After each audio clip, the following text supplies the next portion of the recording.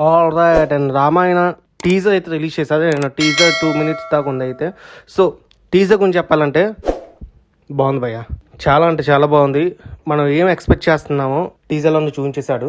Ranbir Kapoor look అయితే చాలా అంటే చాలా బాగుంది. దీనిలో విషయం ఏంటంటే సీతాదేవిని మాత్రం చూపించలేదు, అంటే మన సాయి పల్లవిని. రణబీర్ కపూర్ని బాగా చూపించారు రాముడిగా.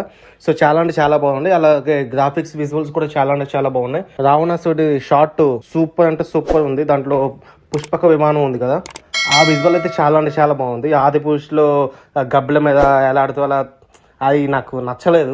ఇది చాలా బాగుంది. ఇది రియలిస్టిక్గా ఉంది.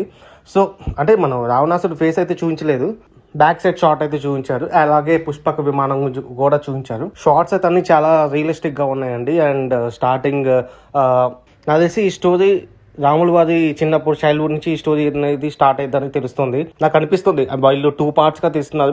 పైగా 2 parts కలిపి 4,000 కోట్లు అంట. సో చూడాలి, మరి అంత బడ్జెట్ పెడుతున్నారు. సో సినిమా అయితే చాలా అంటే చాలా బాగుండాలి. So that's it guys.